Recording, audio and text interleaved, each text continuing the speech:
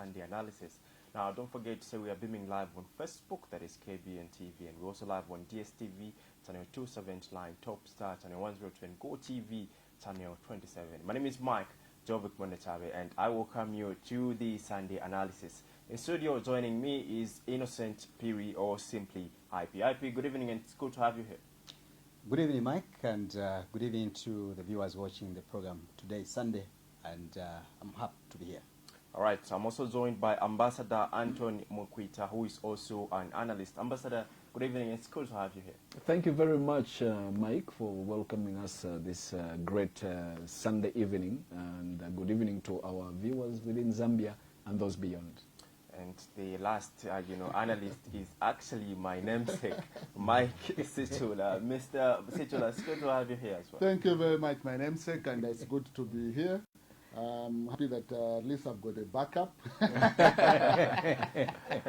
Good evening to our dear viewers joining us from wherever you are watching us from, and we need to give praise to the Lord for this Sunday. Indeed. Amen. Lovely. Now, over the days, we had a Ghanaian president, John Mahama, who visited Zambia on a state visit, and as he was here, a lot of issues took place, starting from the fugu, of which, it was, a lot of debates, consisting of Zambian youths together with, Ghanaians in regards to traditional attire, pride, heritage, and all of that. But what caught the attention of many is, when the Ghanaian president did mention to say there should be independence between the legislative bodies together with parliament. But before we even invite, our analysts to talk about that, here's a clip. The era where we parceled out large-scale concessions to speculators who then turned around and flipped them for huge profits must end. We have the know-how, the technology and capital are available, and indigenous companies must be encouraged to participate in the extractive and mining sectors. We must support our indigenous private sector to capture the commanding heights of our economies. In Ghana, mining and the extractive sector play a significant role in our economy. And much like Zambia and other African countries, we are the source of critical minerals like gold, bauxite, and manganese. And yet very little value is added to these minerals locally. My country is changing that narrative. Ghana established the Gold Board in April last year to take control of and regulate our gold exports. The Gold Board was given sole authority to export gold out of Ghana. Since the establishment of the board, gold exports from the artisanal and small-scale mining sector have increased from 63 tons to 104 tons in 10 months. And the sweetest part of it is that this 104 tons have earned. I'll start with IP, from the clip that you've just witnessed. What do you make over, Mahama calling upon the judiciary to be independent together with Parliament? Thank you so much, Mike, once again. Thank you, Ambassador. Thank you. As well as my colleague, Comrade Speech Analyst. I know it's quite amazing, and the viewers may be wondering that IP is found on the other side. Indeed. Yeah, as an analyst. You can imagine. And not the devil's advocate not tonight. At all. Not at all. Otherwise, thank you so much. And of course, maybe these substitutions were important to match the names there. Mike exactly. Situla, Mike Mundubile. Yeah. Interesting names, eh? Quite interesting names. Mike Situla and Mike Mundubile. Correct. Yeah. Yeah, so let's get into it. I know that PK is not around, but we thought of course, proceeding with the program and the conversation. I know that PK would have loved to be here, but of course, being a CEO of the company, sometimes you are summoned for some meetings elsewhere. Exactly. And maybe I'll say this being month end. It's important. It's very, very important. So PK, thank you so much. I know that you are following the program from wherever you are. Let's get into what transpired during the course of the week, last week, in President John Mahama visiting Zambia for a 4 days working visit, and a lot of stories, of course, were picked out from there. I'll begin from what you mentioned, Mike, about President Mahama going to the National Assembly of Zambia and reminding our legislators, our parliamentarians, and the country in general, the executive, where the president, of course, belongs to, that look, if you want to have a democratic nation, a successful democratic country, you should endeavor, you should ensure that the three arms of government operates independently, as it were. This is not new. We've learned these things, in our lifetime. If you ask a grade 5 child today who is learning social studies, they will tell you that the three arms of government are always independent. But also what we are lacking, I think, as a country has been the realistic aspect of it when it comes to implementing these laws we have in our statutes. So it is basically a reminder, which was coming from President Mahama, that look, in Africa and many countries in the world, we seem to have a tug of war between the executive and the legislature, perhaps even the executive sometimes. Is that happening in Zambia? Well, whether this is happening in Zambia or not is not me to judge, but suffice to mention that some stakeholders have actually expressed concerns that there seems to be some forms of interference or cohesion between the executive and sometimes the parliament, National Assembly. Whether those issues are true or not, it's not me to judge. The viewers will be able to judge by themselves. Let me submit, Mike, to make mention that the President Hakainde Hichilema and his team, they should take that message very serious. The message from John Mahama, it was not a message which should be taken so lightly. It was basically a slap on the face of the President Hakainde Hichilema and his team. Madam Nelly Muti, you could be watching, or maybe your members, they could be watching. Let's pick something from there and move on as a country. John Mahama, by the way, Mike, and the Ambassador Mukita, you know about that. That Mahama is not a new president in Ghana. He's been there before. He lost to Nana Akufo-Addo. But of course, after Nana Akufo-Addo, of course, ruled for 2 terms. Indeed. John Mahama, he came back again to that position. So the man is speaking from an informed position. We have to accommodate others as well. Thank you so much, Mike. Mr. Situla, others called it a lecture to Zambia. How will you call that message that was delivered in Parliament? Well, I think the visiting president was on point, because one of the biggest challenges that most African countries have presently is the issue of having state institutions that do not have independence from central government. Why do state institutions don't have independence on their own? Because they draw their, for them to run effectively, they need a budget from the central government. And the people that are holding high position at these institutions, you talk about the judiciary, you talk about the parliament itself, you talk about quasi-government institutions, we find that the appointing authority is the head of state. So, in the absence of having independence of their own to raise money for them to run their activities, it becomes very difficult for such institutions to be independent. But one of the biggest problems that these institutions can never be independent is the aspect of lack of security of tenure. For instance, like Parliament, for instance, we all know to say after 5 years, there may be the election of the new member, the speaker, and so on and so forth. But when you move away from such institutions like Parliament, you go to institutions like the Anti-Corruption Commission, you go to institutions like the Drug Enforcement Commission. The biggest bosses there, they do not have security of tenure. You can be appointed today. If you make any mistake that does not go well with the appointing authority, the moment you reach your home, you may be fired.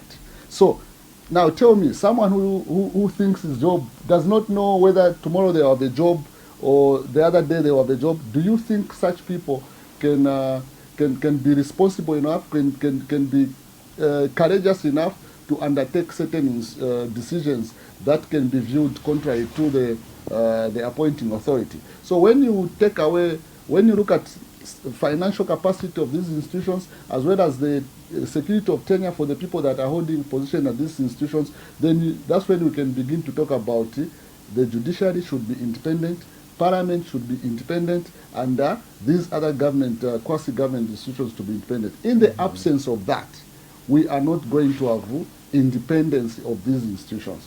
Why is it important for such institutions to have independence? As you submit. Yes, it is important for such institutions because they are not going to bow to political pressure.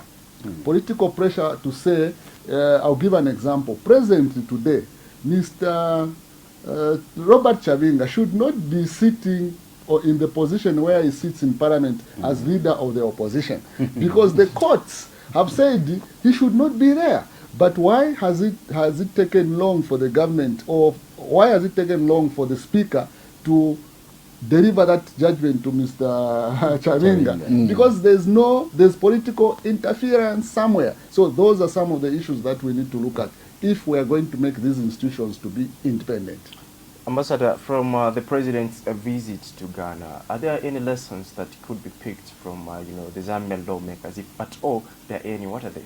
Thank you very much, Mike Mwendachave. Allow me at this particular moment also to thank my IP, the host with the most, and our CEO, Kennedy Mambwe, to make sure that there is continuity. Now we are having fresher faces to make sure that the relay stick is passed on. And it's very refreshing to have younger guys like Mwendachave to come and beat us into shape. Having said that, the major lessons, I had an interview 2-3 days from several media outlets regarding the pending visits, given my background as a former ambassador, what this meant diplomatically. And I said it was a very great thing because Zambia and Ghana have a long history which dates back into the 1960s. Ghana was one of the first countries to gain independence in Africa. That time there was the Kwame Nkrumah. And then we also had the Kenneth Kaunda, and these guys are pan-Africanists, like, to the core, as Brother IP, our host with the most, would normally say. So we have that shared background of pan-Africanism and fighting for the greater independence of other countries in Africa. Secondly, the president of Ghana is seen as an economic revolutionarist. We recently had a fiasco, a fandango, in northwestern province where we had some what they called illegal miners getting shot, some of them in cold blood, and actually died. Later on, we had that scandal of the army commander who threatened Zambians who had taken up hoes and pigs to self-employ themselves, to employ themselves, and he said he was going to fumigate them, he was going to exterminate them, he was going to eradicate them. So, but that raised a very huge nationwide furor and left a bitter taste in the mouths of many.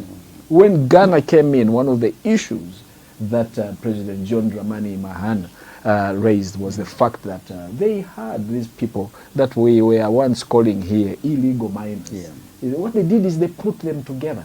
And they gave them artisanal mining licenses. They formalized them. They put them in a place where they had to follow laws. They legalized them. And as a result of putting them into shape and putting them into law, Ghana, 1 year alone last year, dug more than 1,000 ounces of gold and earned $10 billion US.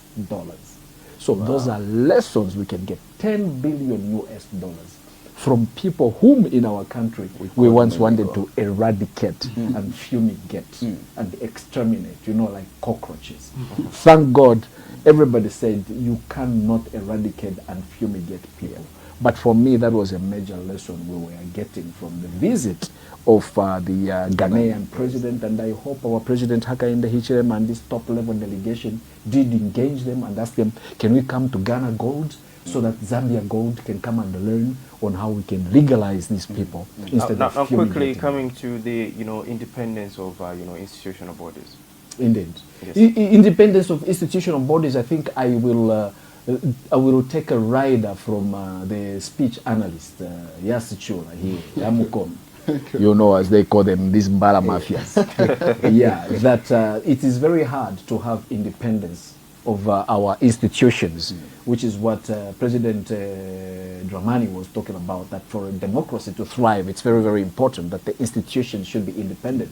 But if there is no security of tenure, if a judge, for instance, is afraid that if he passes a judgment, the IP can come up today with a piece of paper and take it over to the Judicial Review Commission, or whatever they call it, the JCC, Judicial Complaints Commission, and then State Counsel Vincent Blackskin Malambo will constitute his own court, and before you know it, unlike the past under Kaunda and other administrations, you would be walking the streets. It's very, very important. It's very, very it's very difficult for a judge to be independent and to pass decisions that will hold radical decisions if their job has no security of tenure, Mike. Right. It is the same thing, I think, in state institutions such as the National Broadcaster, the Times of Zambia, and the Daily Mail. You have seen, we were discussing offset this evening with the Asichura, that we have been seeing within a week director generals and managing directors of some of the best paying jobs are quitting. But as you've submitted, because, but I would love to give this topic a little bit of time, because I feel there is a lot to talk about. Please. But IP, I'd love to find out, are Zambia's constitutional safeguards strong enough to protect institutions from political interference, or its reform overdue? Well, I don't think so. I don't think so. When you listen to Comrade Mike Sichula, you also listen to Ambassador Mkwita as well. But also, as I give my own submission, in a minute, actually. Yeah, I'll make mention that we have a lot of work where the constitution is concerned.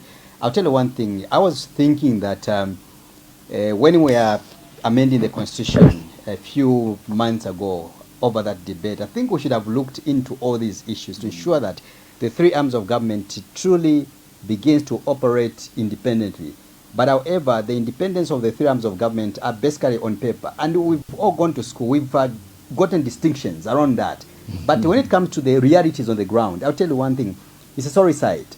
These are things that we should have looked at and ensured that we give, for example, we detach the hand of the president, of the executive, from appointing, for example, the Speaker of National Assembly, or nominating people like Honorable Nelly Muti as Speaker of National Assembly, because the more you do that, you are creating a compromise in the legislature. Okay, so if we detach the hand of the president from appointing these individuals, you are going to create sanity, for example, in Parliament. You cannot have people like Honorable Moses Moyo being nominated by the ruling party. He will not operate freely or independently, as it were. I'm not saying that he's not operating independently. I'm just trying to throw these empty, pointers here and there. But if you ask me, I'll give you an honest analysis or point of view that we have got a lot of work. Otherwise, there are so many questions around. Comrade Mikey gave you an example about Comrade Robert Chavinga, who is basically sitting in that parliament illegally so. Because... What Honorable Mutoteka would say, a crime scene. That's a crime scene. Okay. So those are problems. So those are problems. You cannot have people like Robert Chavinga sitting in the National Assembly and is masquerading himself, disguising himself as the leader of the opposition. That's a circus. That's a confusion. It's a kindergarten, as it were. All right. Ambassador, are Zambia's constitutional safeguards strong enough to protect institutions from political interference? At the expense of sounding monotonous, no, I do not think so. And I agree in short with the 1 minute that you have given us that there is a need for major reforms. Thank God that 6 months before elections, we are hoping to have a new government, a new administration, and whether this one is re-elected or not, it will present an opportunity for us to do a comprehensive reform of all the laws in order that we can ensure that the legislature is independent, we can ensure that the judiciary is independent, we can ensure that the executive arm of the government does not interfere into these other institutions. So, in a minute, I think we should look at 6 months as a God-given gift for us to get into a new era and start all over again with reforming. Zambia is a great nation, but it's got a lot of weaknesses, especially when it comes to the question of the constitution that you have just raised, Mike. Mr. Tasila, over the same question, and I mean. Yeah, I think one of the things that I would talk about is the aspect of the much talked about Public Order Act. When you are in opposition, it is a very bad law, and you promise Zambians that when you give me a mandate of 5 years, the first thing that I'm going to do is to repeal this law. But when you get into office, Zambian people give you a mandate to be the president, you find that this same thing you are calling to be a bad law becomes a very good law and effective law that you are using it against your opposition. So these are some of the problems that you find that the constitution needs some refinement. But the problem is that politicians, when they get in, they begin to look at these problems of the constitution to be good because they are helping them to pull certain strings. Because for today, for instance, if you, like the question that you've pressed, today, for instance, if you go to Chawama today, you are, and many other constituencies, you are going to find including UPND aspiring candidates, they are holding their campaigns. But on the flip side, opposition political parties are not allowed. Why is it so? The police will always be directed by the political arm to say, don't allow this person, but this one pay a blind eye like nothing is happening. All right, thank you very much. But you're watching KPN TV, the finest television. And in moving on, the Electoral Commission of Zambia announced that they are on the move of creating 70 new constituencies, a move that has caught many citizens and political players by surprise. Questions are now being raised about the criteria used, public consultation, and other broader political implications of this decision. I'll start with you, Ambassador. What informed the creation of these 70 new constituencies, and why do they appear unfamiliar to the public despite being into the recent past Bill number 7? But they still appear to be unfamiliar with the public. Mike, that's a very important question that you raise. I would like to answer it this way before I get to the tail end of what you've asked. What I would like to ask first is it necessary for Zambia in the current state of poverty to have an additional 70 seats to the more than 160 parliament, which already costs the government and taxpayers a lot of money? Is it necessary for a country that has a people that lives in abject poverty, 64% national levels? It's criminal at a country level that we are on people that live on less than $2 per day.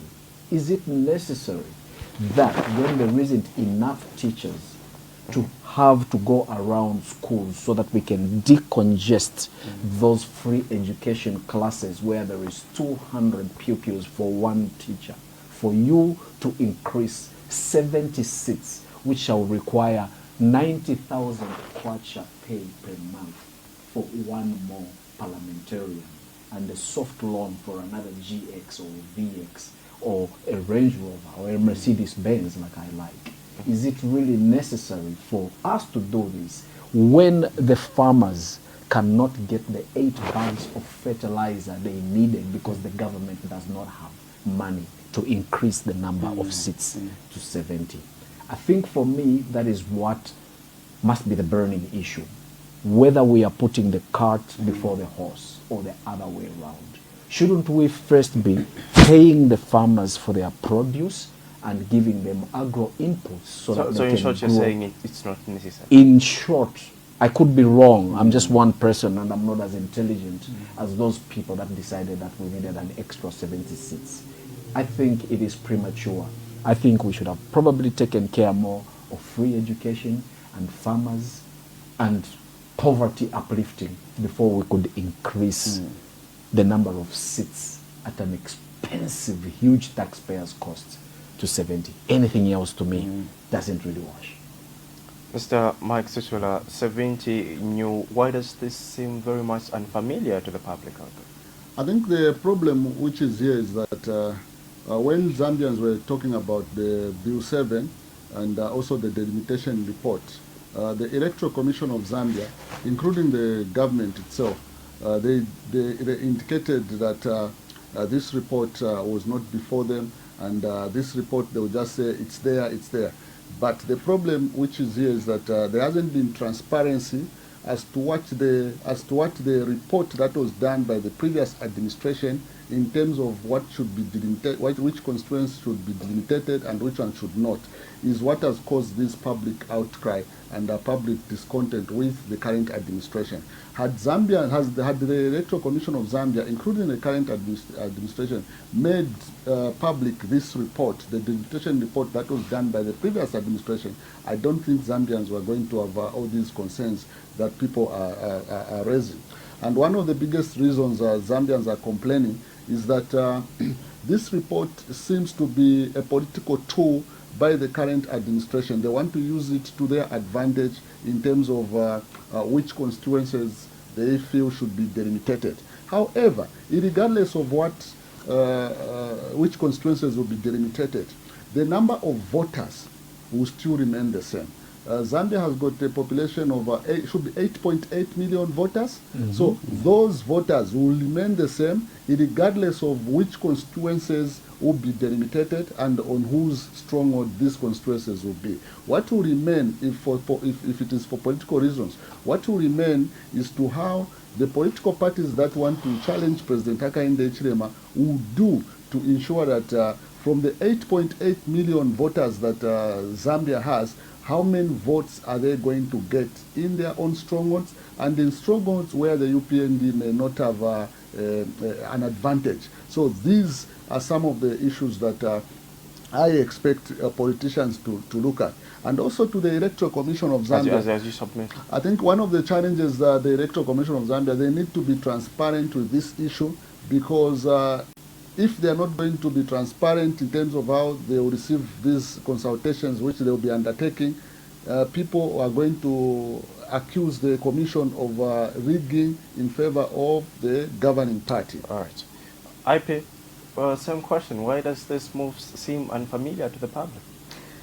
Yeah, look, I'll take a different direction, because this is called the analysis. Of course. Okay. So we've got different or independent minds and views to these topics. That's why we talk about independence in the freedom of government. Okay. But also, I should give much respect to Ambassador, because I think Ambassador, he was among the stakeholders who went to attend, that deliberation by the Electoral Commission. Thank you very much. Launching that. Yeah, so I was yearning actually to hear much more from Ambassador. Indeed. But nevertheless, I know you also is bound by the time. I will begin by saying, first of all, delimitation to any country is always imperative. Delimitation, remember that we are bound by the Constitution to ensure that after every 10 years, we must be able to undertake a delimitation exercise. And therefore, if you go by the Constitution, we are obliged to ensure that we carry out a delimitation exercise. And that's where we are. But beyond that also, we should also understand that, in my view, Zambia's population keeps on increasing or growing, as it were.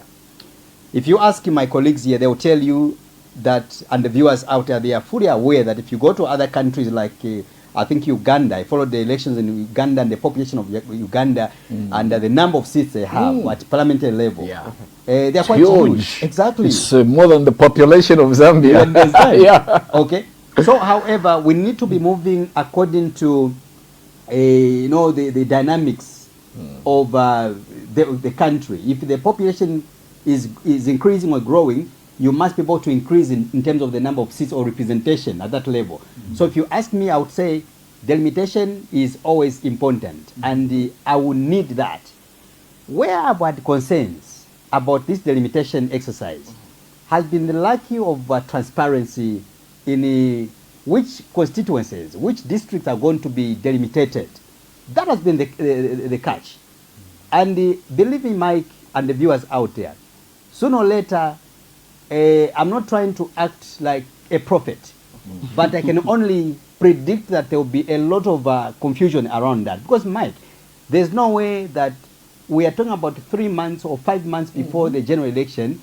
We are not aware which constituencies are going to be divided. How will you enable me, who is aspiring maybe to stand maybe in Anthony Mukwita, constituency? Yeah. When do I think we should have one like that one. I think we should have one. You understand? So that becomes a problem. When you've got a government which is not transparency, which wants to be hiding each and every detail, it creates even rumors and suspicions in the minds of the Zambian people.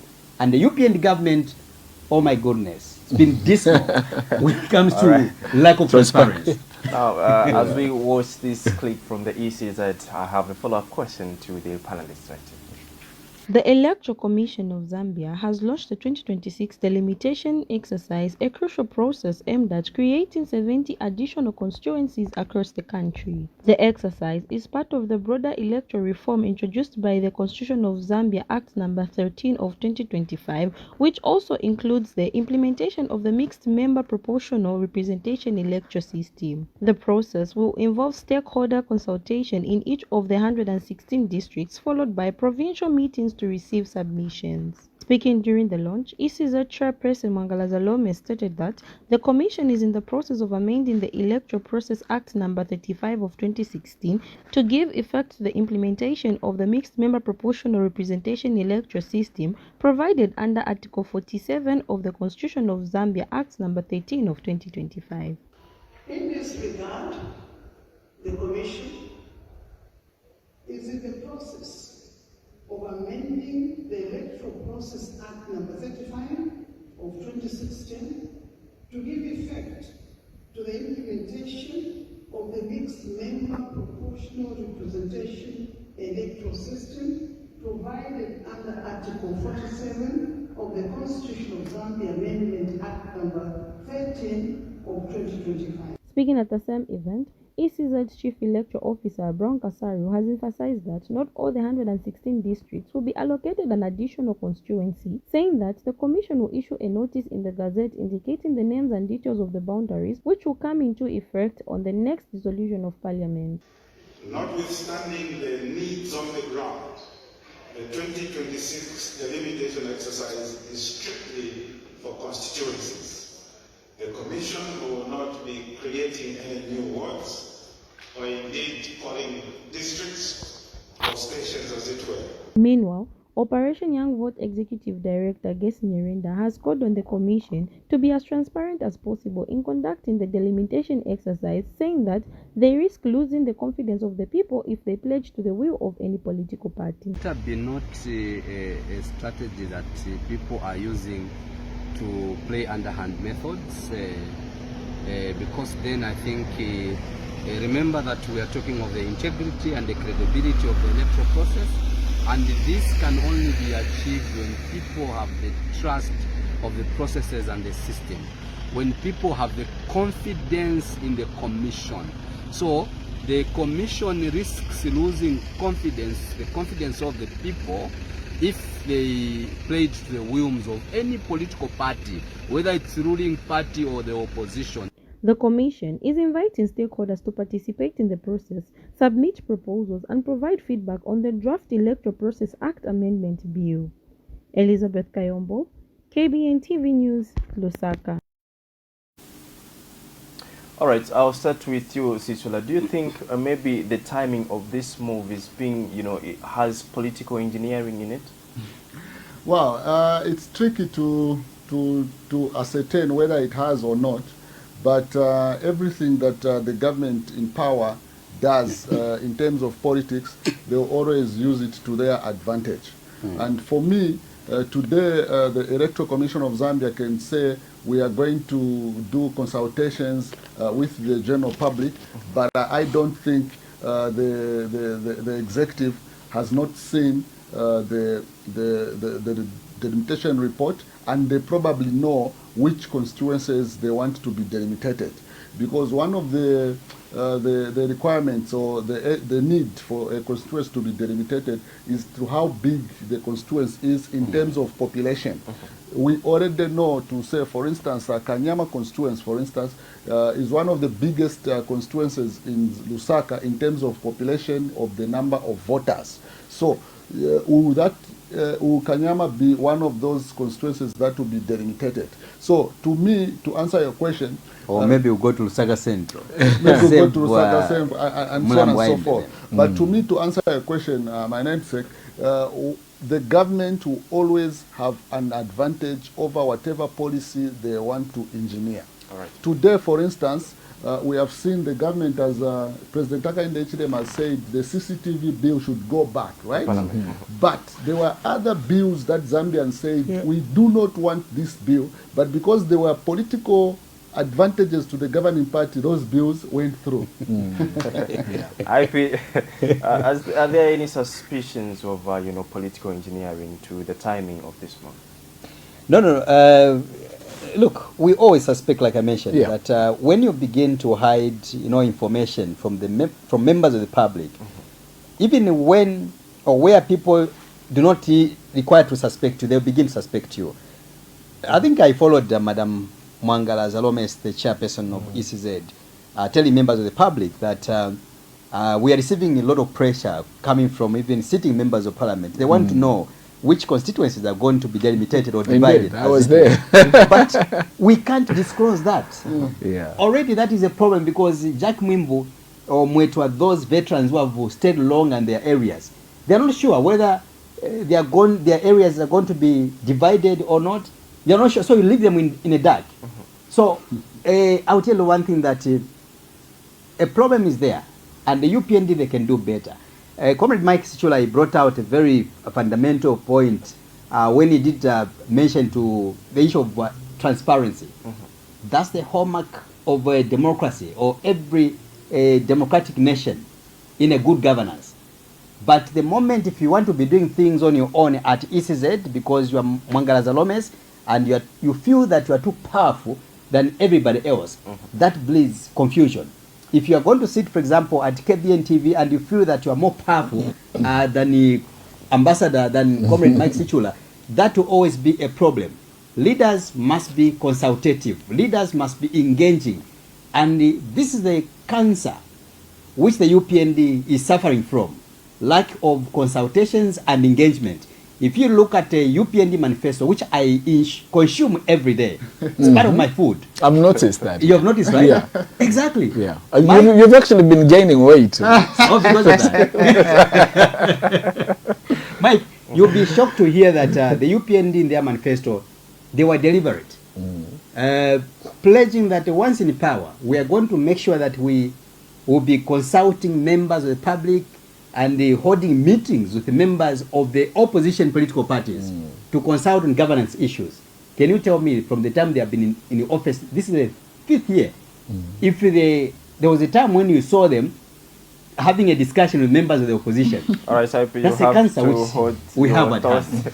Hold your thoughts. Ambassador, over the same question, any suspicions of political engineering in this month? I think the two gentlemen have really elucidated that the expense again of sounding monotonous. I will arrest my case there. But maybe if I could add on, since Ambassador, 30 seconds, since Ambassador. now, this is where now this is where the political engineering is going to happen, where the UPND do not want to forgo some of their big wigs, like the Jack Mwimbus, Mwetwa, and others. The UPND may opt to divide those constituencies so that Jack Mwimbu can stand and the popular aspiring candidate can stand. That I can prophesy. That appears as if all animals are equal, but others are more equal than the others. So you have to cut this cake in two to ensure that the other bigger animals can have because do you know, makes sense, right? Do you know why they would do this? All right, thank you. All right, now moving on, internal dynamics. You know, once you give the microphone to the Mbala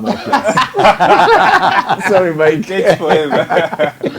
The internal dynamics of the Tonse Alliance have intensified following Tasila Lungu's appointment by acting party, by the alliance's leadership, Brian Mundubile.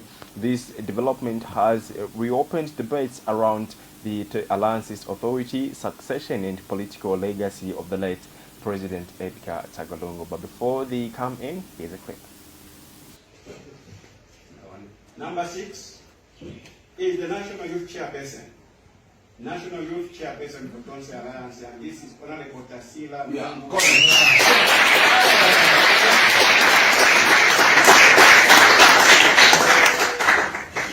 The National Youth Chairperson for Tonse Alliance is Honorable Tasila Lungu. Number 7.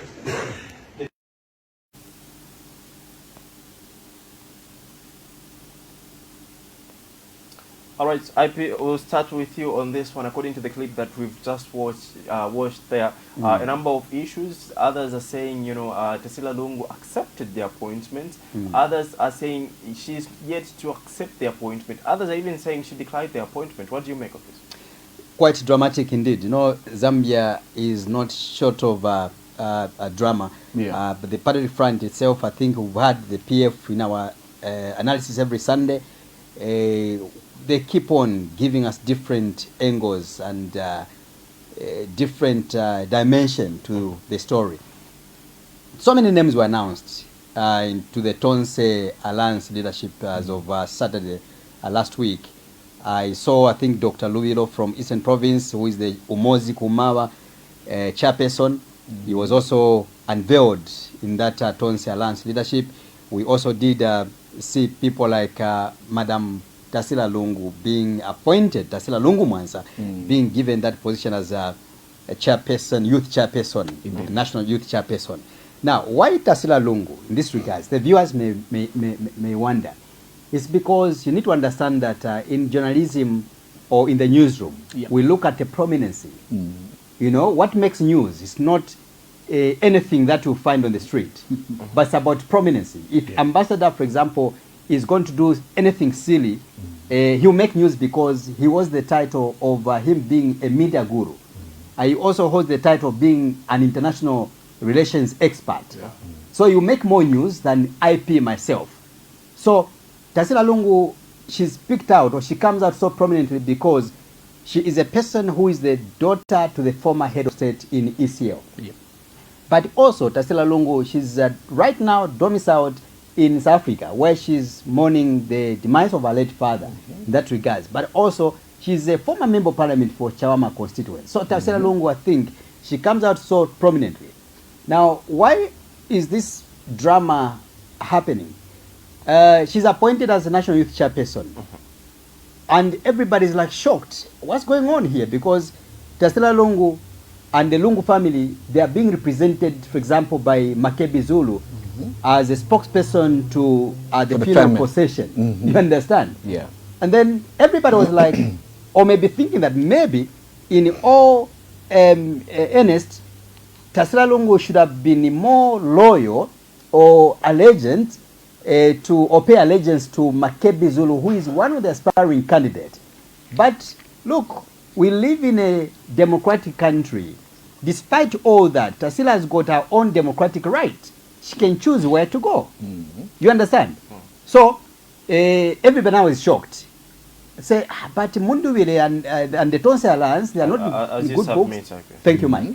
They seem not to be in good books with the Given Luwinda team, which is also claiming to be a Tonse grouping. But Tasila Lungu goes on the opposite side. Hence, she makes news.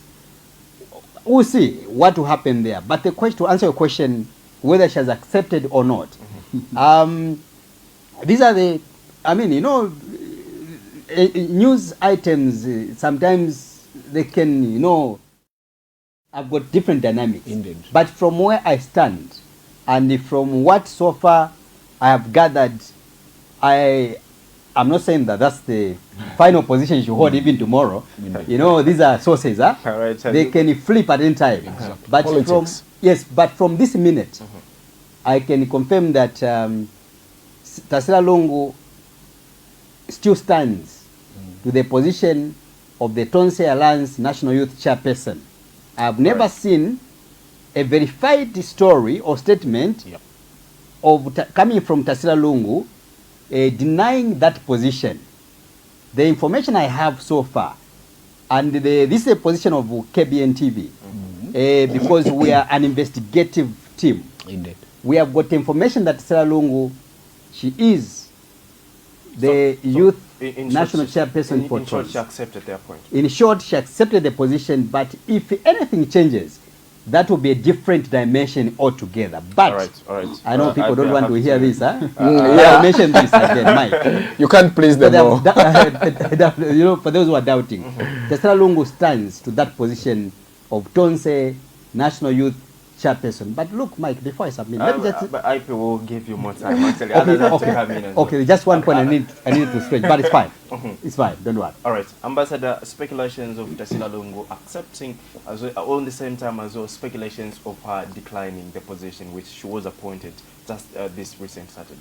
To a very large extent, our host with the most, I think I'm beginning to like him more on this side, since you're already comfortable on the other side. I tend, given the amount of investigative work you do at this station, IP, Kennedy Mambwe, that Honorable Tasila Lungu has not repudiated the statement to the effect that she has not accepted this position. No, in fact, even in the newspaper, such as the Daily Nation, where she has been widely quoted as having rejected the position, there is no direct quote that says, I have rejected this position. Correct. It is coming like from a third party. Having put that on the side and having already looked at the prominence aspect that IP has mentioned, you have to remember that Honorable Tasila Lungu Mwansa is political royalty. Ms. Tasila Lungu Mwansa is one of the daughters, or rather the only daughter of the president that took a political path of her father, the 7th president of Zambia.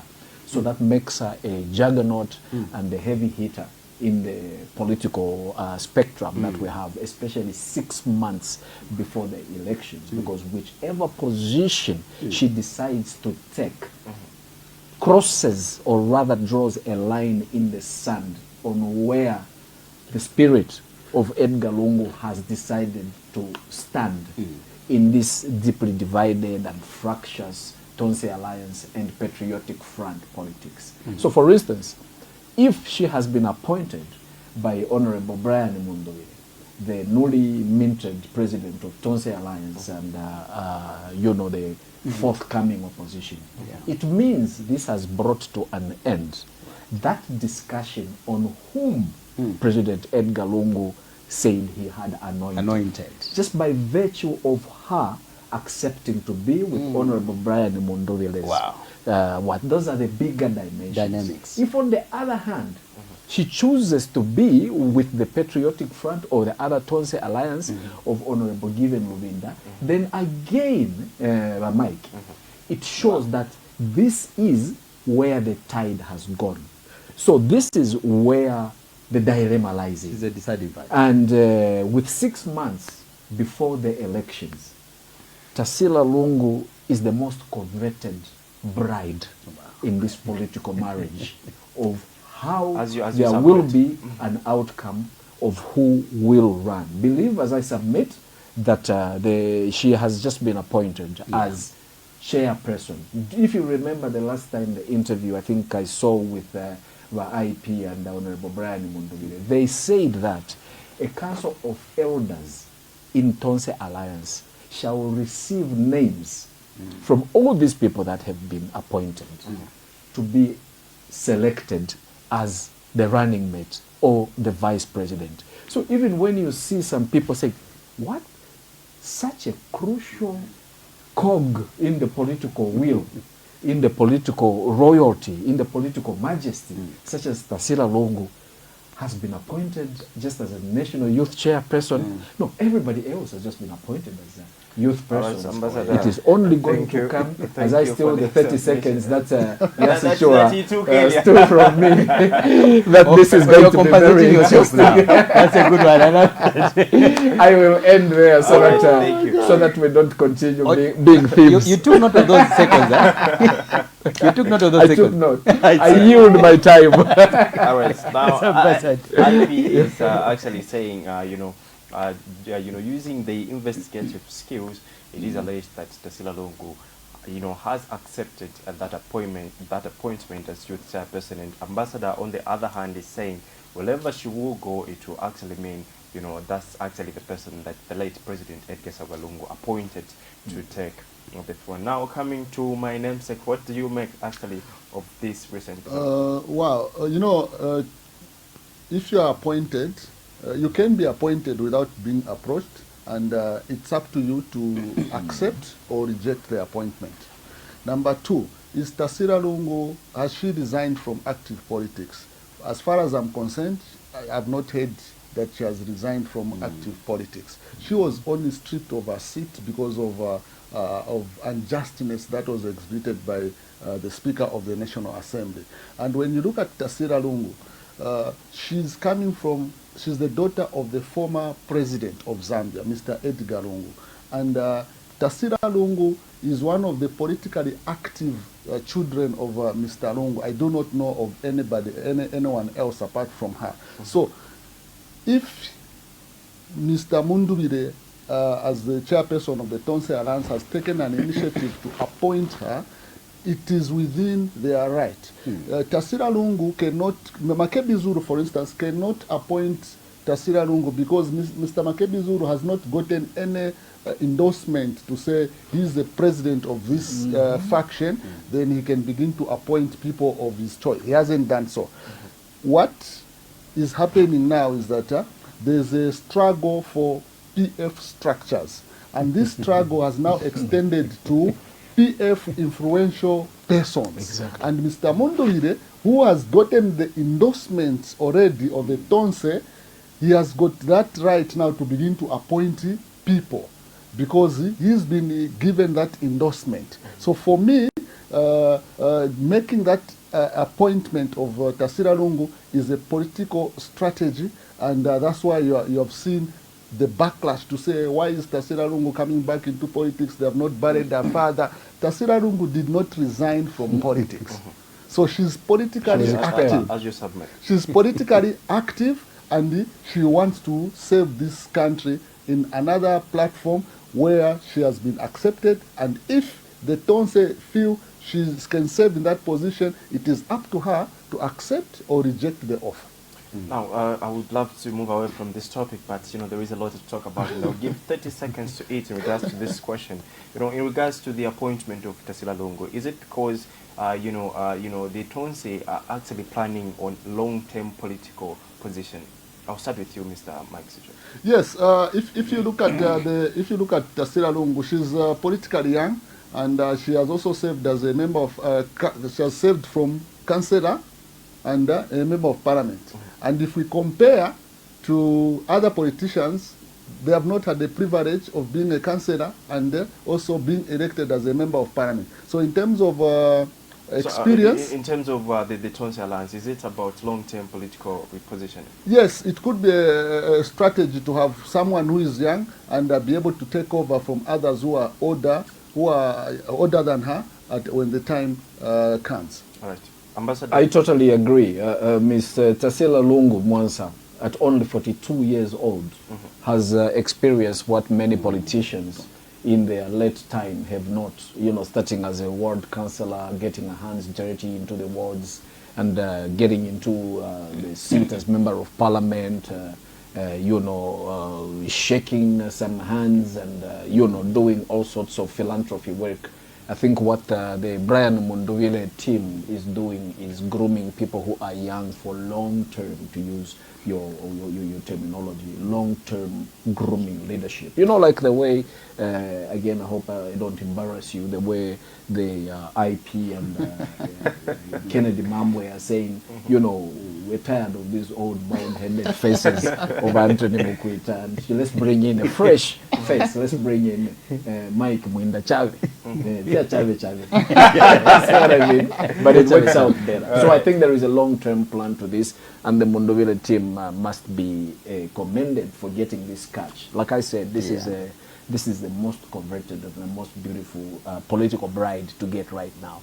Whoever gets her really gets a chance to get that constituency that the late president, who remains unburied, still carries. By the way, it's a very huge one. I know you said I submit in 1 minute, but 8 months, 8 months after his death and not being buried, I did an article on my page, Anthony Mukwita. I read that. In 1 day, it had 190,000 readers.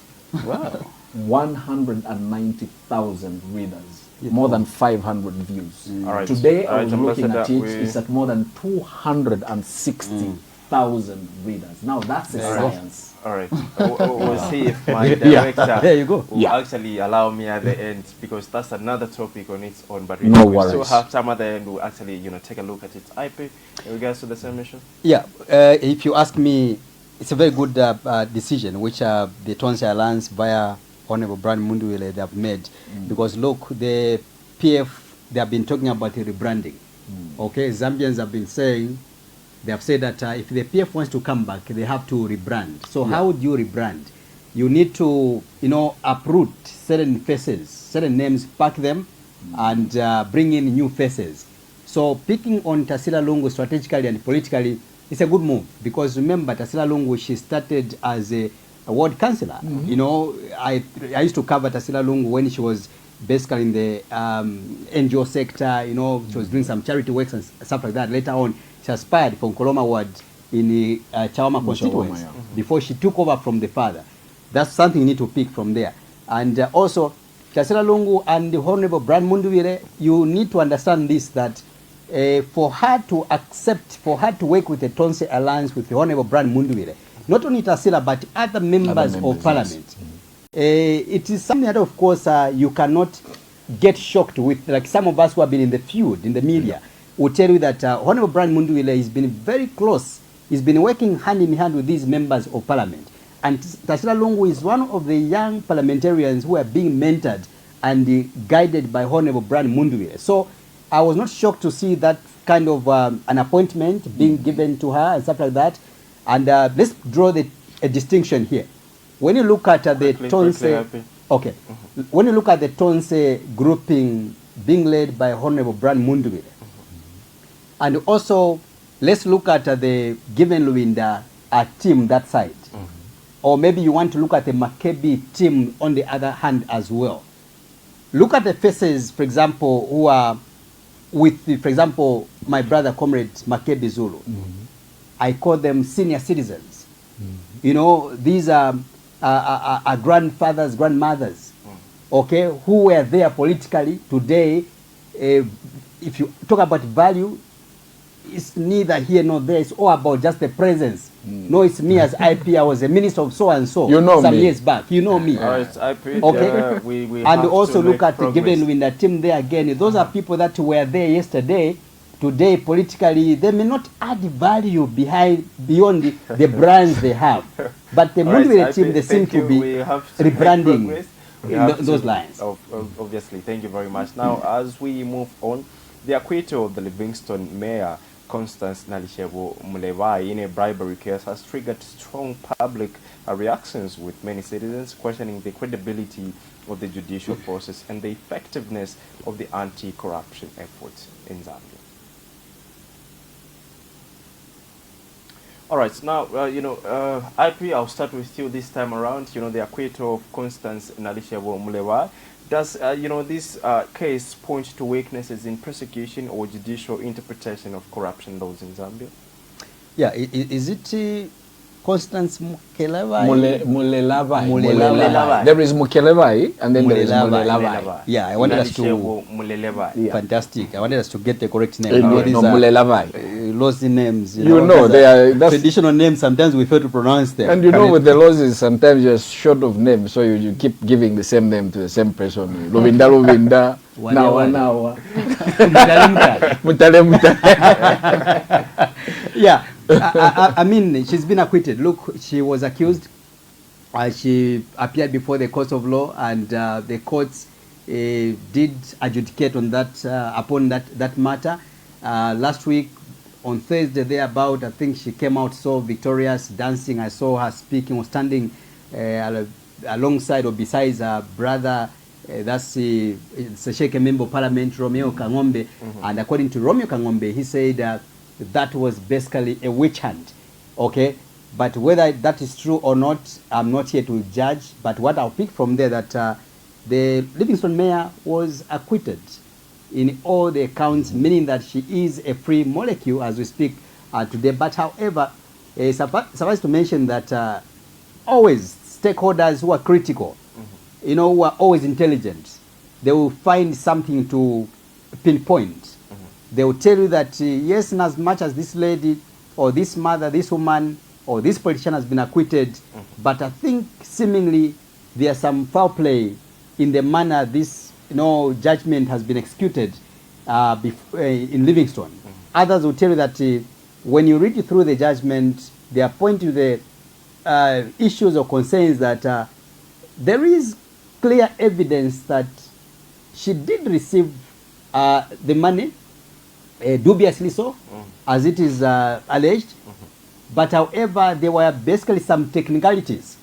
There was no proper trace leading to where the money, leading to her conviction, which could have led to her conviction. So based on the technicalities, she's been acquitted. But on the other hand, others are saying, as you submit, receiving the money dubiously, she received that.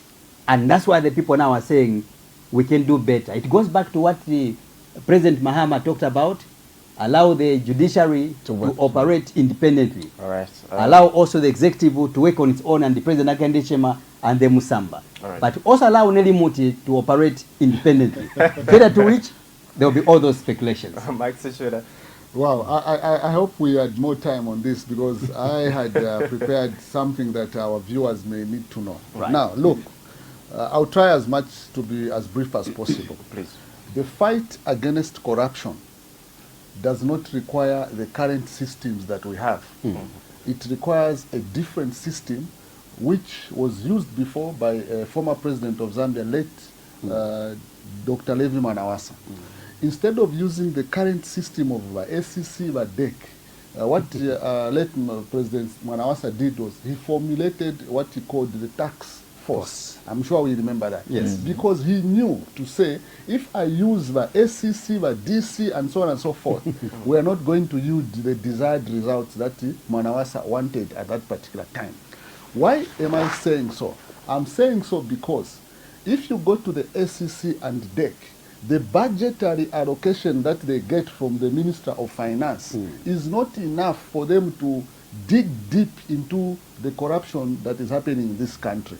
So some of the SCC, DEC officials, they are working, and they are working with demotivation. They are not motivated at all. Imagine you are following up a case of someone who dubiously got money, blah, blah, blah. Then you, when you are leaving home, your wife was just telling you to say, Lamdara, when coming back, we don't have cooking oil, we don't have A, B, C, D, and so on and so forth. And the person that you are going to prosecute or to investigate offers you money that can sort the problems at your home. What cooking oil. The cooking oil. So this demotivation. And the Gomorrah. Yes, so this demotivation is what made Manawasa not to use the current system to fight corruption. He created a separate system. Another issue, again, what we spoke about earlier on, to say, but DC, this one, what's his name?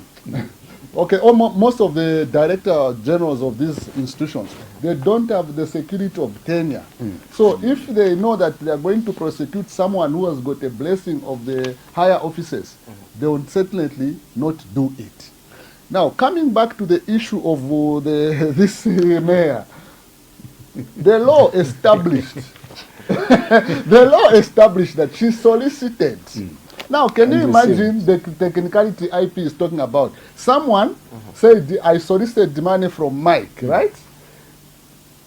As you as an investigator. Now, according to court procedure. According to court procedure. Now, when taking the papers to the judge, you input the name of Mr. Anthony and Ambassador Mokwet. Exactly. That is the technicality, and you can clearly see that it was deliberate to change the names. So how did people manage to change the name? There must be someone who was demotivated following up this case. He didn't have sugar at home. As you suppose. He didn't have sugar at home. Must eat. When judges must eat. Which only happens in South Africa, by the way. Yeah. So, no. But to be honest, the people who took this matter to court needed to be followed up, because there's no way you say the mayor solicited for money from Mike, then in the judge sheet or in the prosecution sheet you change it, you put Ambassador Mokwet and present it to the judge. Wow. Ambassador. In my view, this is the case of Her Worship, the mayor of the Municipal Council of Livingstone, Miss Constance Molelava, is a political tsunami waiting to happen 6 months before elections. This is the stuff that separates good politics and bad political judgment. Because at a time like this, every judgment that you make, whether it's in Parliament, as IP was saying, and whether it's in the judiciary, it gets a little bit more scrutiny than any other time. So I will give you a historical example, two maybe. One, there is a brother called Macpherson Chanda. Very good brother. He used to be very bright, university student leader, and he became the Postmaster General. I recall very well when I was MD at the Zambia Daily Mail, was Postmaster General. And there used to be social cash transfer funds. There were allegations that he could have misappropriated those funds. And when the matter went to court, misappropriated, which is almost equivalent to stealing, because you could have used the money for not the intended purpose. But when the matter, the point I'm making is, when the matter went to court, they established that he did not misappropriate this money. Correct. Okay? But eventually he did go to jail and serve a full sentence, I think of more than 2 years. I think the brother lost his job, his education, his reputation, over money that he did not misappropriate. There is another case of a gentleman in history, I think in the early 2000s, he was a client of senior counsel, the smooth-talking KBF, a man called Mr. Sidney Chileshe. He used to be, I think, chief executive of the Zambia Export Growers Association, ZEGA, which was involved in exporting flowers to Europe and all. It turns out Mr. Chileshe wasn't exporting flowers, he was exporting grass. And less drugs. And he went to court. He was found guilty. But you know, Dr. KBF is a very good lawyer. He managed to get him off, I think, on a technicality, and he was probably just given a slap on the finger of about a year or 6 months sentence. There was a public outrage. The judgment was questioned, and the government appealed, and Mr. Chileshe had to be given a harsher sentence. Fast forward the 2026 February, we have a young lady, Her Worship, the boss, as I submit, where it has been established that she solicited and got 180,000 kwacha in one part and about 120,000 kwacha on another part, to ensure that land rates for a certain company disappeared. But she's got such great lawyers, and I don't know what she eats, but I want to eat the stuff that she eats because it's full of good luck. Somehow they could not find, they could not establish a case against her, as they established a case against Macpherson Chanda, as they established a case against Mr. Sidney Chileshe. Now, you said 1 minute. All I am saying is, at a political time like now, people go beyond the interpretation of the court. They start looking at issues in a political lens, and then they start saying, Oh, yeah. what about Nicholas Chilango? Is it Nixon Chilango? Yeah, Nixon Chilango. He was not on the scene, but he went to jail. What about Chitotea? He was not on the scene, but There he you go. went to jail. But what about this woman? All She right. received the money, but she did not receive the money. So people start making judgments when they go to the ballot using what is called some animals. All animals are equal, but Others. are more equal than others. And Right, that can be Ambassador. bad, Thank you. as Thank I you. sum up, at a time of election. So for me, this is a bigger political tsunami story than it is even a judiciary story.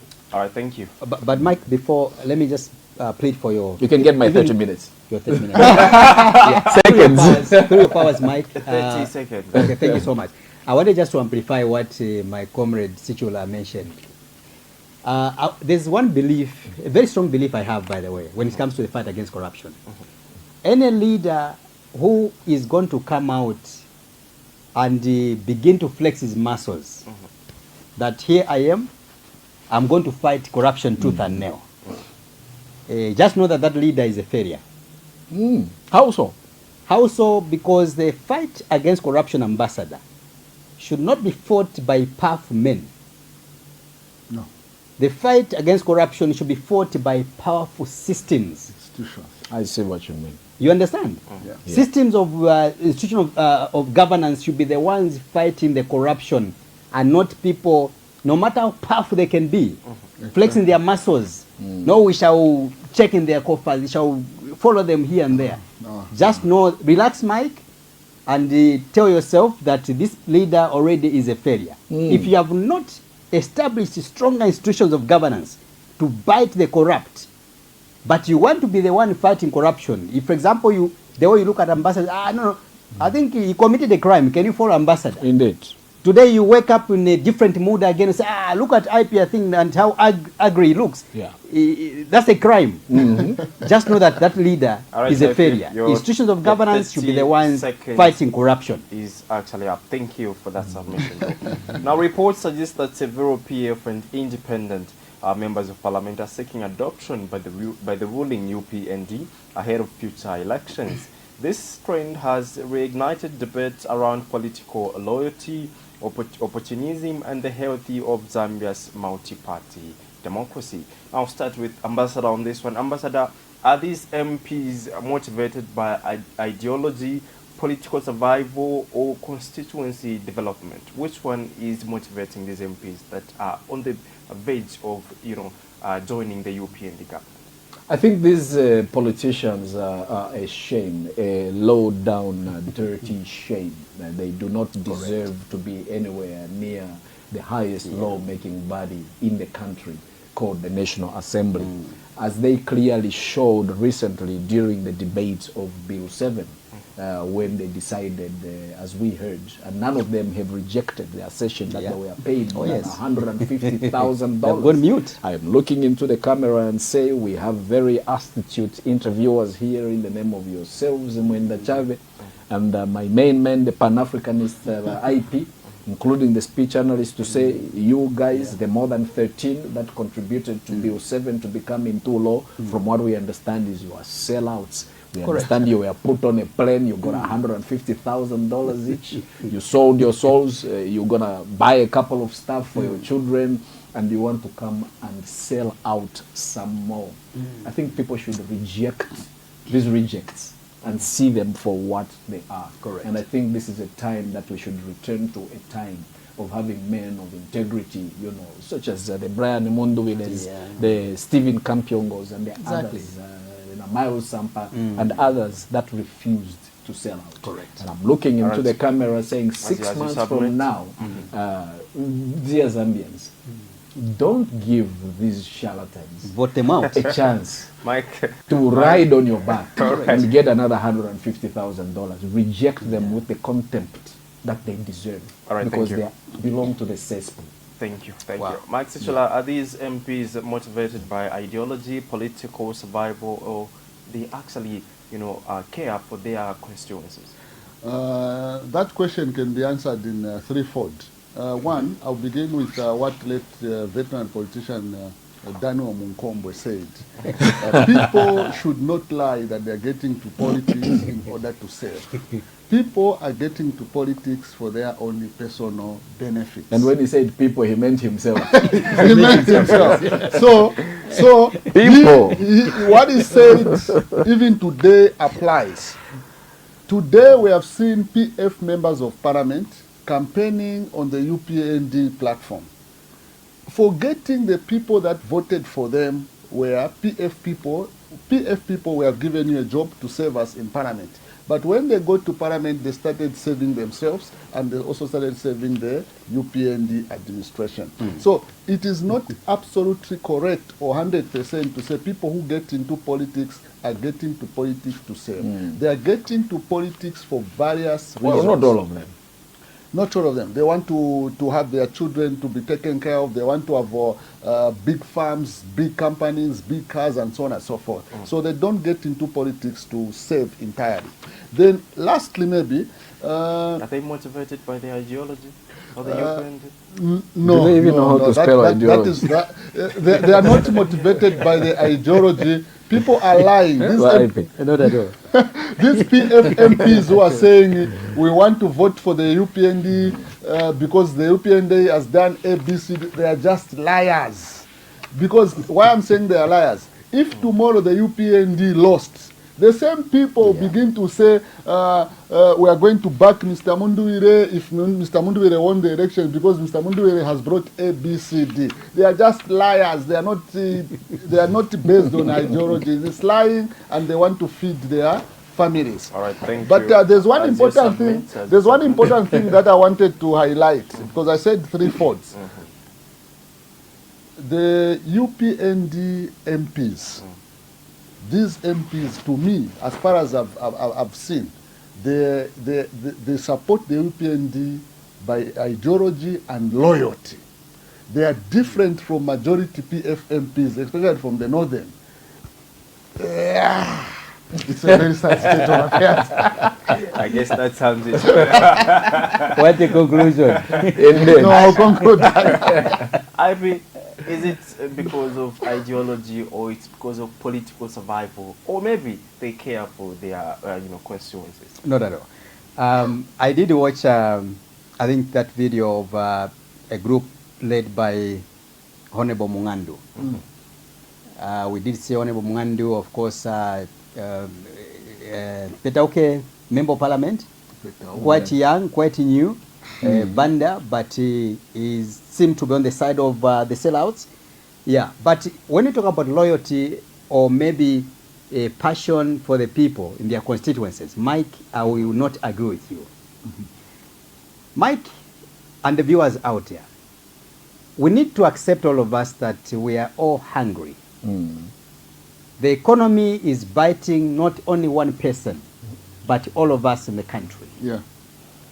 But regardless of that, that should not be a passport for elderly men and women to become political prostitutes. It's unfair. That's a Pan-African speaking.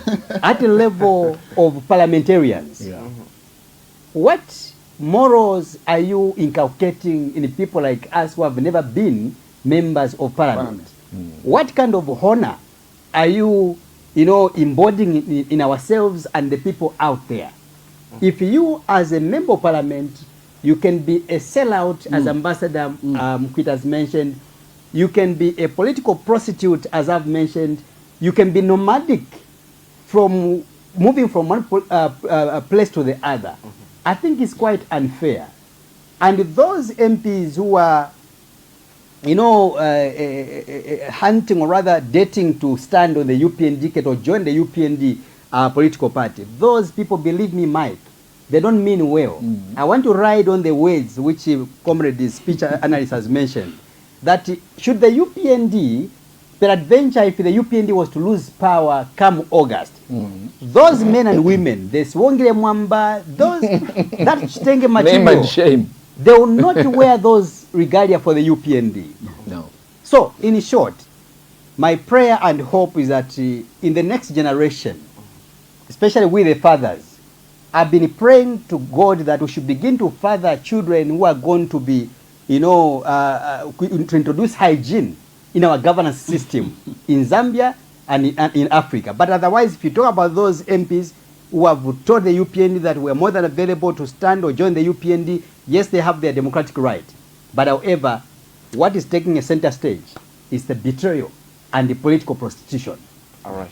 Well, we have to make progress, but even as you know, we are out of time. I would love to fuse in one interesting topic: the controversial depiction linked to U.S. President Donald Trump has sparked global outrage, with critics accusing it of racial insensitivity and defenders framing it as political satire or free expression. The incident has renewed debate on leadership responsibility in global discourse. Now, under a minute to each one of you, I'll start with Ambassador yet again. What message does this send to Africa and the wider international community? Let me just look at the history of President Donald Trump, POTUS, DJT. He's always been known to be a racial man, a highly racist white man. Whose parents came in, his father came in from Germany, his mother came in as an immigrant from Scotland. He first entered the political fray, actually, as a racist. He was one of the biggest real estate guys in New York, Manhattan. So he came up with conditions that disenfranchised poor black people from renting his apartments. And then around 1975, when there were 5 young black men who were wrongfully accused and actually convicted of murder, Mr. Donald Trump took up a full page in the New York Times and other newspapers calling for their execution, the accused 5. And they have later turned out not to have even committed that murder. In 2011, when President Barack Obama first took a sweep at running for president, it was Mr. Donald Trump who first came up and said, he's not one of us. Let's check into his background. We understand he's from Kenya. There could be something wrong with his papers, which was a clear show that he was showing that this man is not one of us. Later on, about in his first term, when people complained about... in 30 seconds. I think you can give him my time. I can also second don't that. Enjoy this. I can also second that because he's a main man. Which means you have 2 more minutes. Anyhow, so when he was asked about, you know, collaborating with third world countries, and he was accused of being impartial to, I mean, or rather partial or racial to people from third world countries. And he said something, I don't know what I can say on TV, that he didn't give a damn about people from these shithole countries, which includes Zambia, you know, and other third world countries. So the culmination of what happened on Friday, about 11 o'clock in the night, was the worst things of the worst. The first man to break the racial barriers in the history of democracy in the United States of America, a black man from Kenya, whose father from Kenya, and a white woman from Kansas, Barack Obama, was depicted on Truth Social, which is the equivalent of like Twitter or X, which is owned by Mr. Trump himself, as an ape, you know, in the family of primates. Before we shed off our tails, as they say, into evolution. So we were looked at as apes. It was a form of saying you are an inferior being. So you put a tag to us. That's where in the 1600s slavery started. Because if you said Yasichura is an ape, then you could get him to work into the field without having to pay him or rest. So they assumed that as I submit, the world is outraged. Even members of the Republicans, where President Trump comes from, and the Democrats, and the world at large, the Canadians, the British, and everybody saying, Barack Obama deserves much more. He's actually much bigger than you. How can you equate the president of the United States? Because there you don't end being president. Once you are president, you are president. You're president. Which is why we have also kept on saying the 60th president of Zambia, Lungu. You know. So the world is outraged that in the 21st century, slavery was 11,000 years ago. 11,000 years ago. Mr. Trump, a white man whose father is from Germany and his mother from Scotland is calling the first man to break the racial barriers an ape. And he has not apologized. No. He says it was a mistake of I didn't see it. It was but it was on his Truth Social for 12 hours before it was pulled down. So, in short, Mike, I think my brother should still say something. In short, it has shown us that Mr. Trump doesn't only have racial characteristics, but he's racial to the core, and he resents anybody who is black and brown. All right, but it's a shame that this time around he took it onto a man whom we are supposed to be drawing inspiration from. You know, let me just close by saying it is because of the office that he holds which has how outraged people. I think you remember when we were being interviewed here, Mike, by IP. People were outraged that President Hakainde Hichilema spoke about people from Dondumwezi and Joma being beaten. Correct. If it came from anybody else, they said it wouldn't have mattered, but it came from the president. Yes. And on top of that, it was not even true or verified to be true. Correct. So people were outraged because they say at the level of President Hichilema, you shouldn't be gaslighting what could be seen to be tribal. So in the same light, Ambassador, thank you. Thank you very much. Thank you very much. Yeah. Now, you gentlemen, you give up your time. But if you still have something, I can offer 30 seconds to it. Very generous, man. Not on this topic. I wanted to talk about something Yes, different. as we conclude. Right. I think this message goes to the UPND party. If they are going to be fair to themselves, they must ensure that the people that are parading themselves, these PF sellout MPs, to say that I can stand on the UPND ticket. Actually, these MPs are just going to bring confusion. Because in these respective constituencies where these MPs are coming from, you've got your own aspiring candidates. And it is not a guarantee that someone who comes from the PF can win on the UPND ticket in the same constituency. They won on their own. It is a wrong, it is a wrong approach, and they may actually make the UPND lose. All right, thank you, Mike. IP, your last message, 30 seconds. My last message, I think, the 103 months of Donald Trump as the president. You kept count? Yes, yes. Amazing. Yes. Of course, I've been counting. Yeah. I'll tell you one thing that I was among the few people who supported Donald Trump. Why did you do that? Yes, I did. You are racist. Not at all. Not at all, because I always believe that, I mean, the moment he was talking about donor aid and cutting off donor aid, like they said to Africa, for me, I was very happy about that. I said Africans must be taught a lesson. We can't continue receiving donor aid from elsewhere, and yet our monies are being stolen by ourselves. Yeah. So I love Donald Trump because of that. But however, the 103 months he has been in power, 4 months he's been around, oh my goodness, the 4 months has been pathetic and dismal. My hope and prayer is that those who are around him, they can try to sit him down. Say, you came in power to make America great again. Yeah, MAGA. You understand? Yeah. So can you tone down? The script has been lost, has been missed. Let's go back and do what is right. All right, IP. John Mahama is a comeback president. Alewede president. Yep.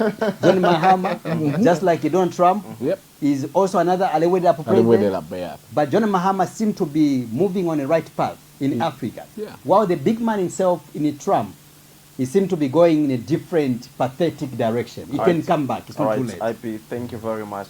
Gentlemen, we've come to an end. I would have loved for us to continue, but time is not in our best interest. I was joined by Mike Suchula, analyst, Ambassador Anthony Mukwita, analyst, and Innocent Peewee IP analyst. We've come to an end, but this conversation doesn't end right here. It continues on our social media platforms as you keep on commenting in regards to your views to the issues that we've talked about here.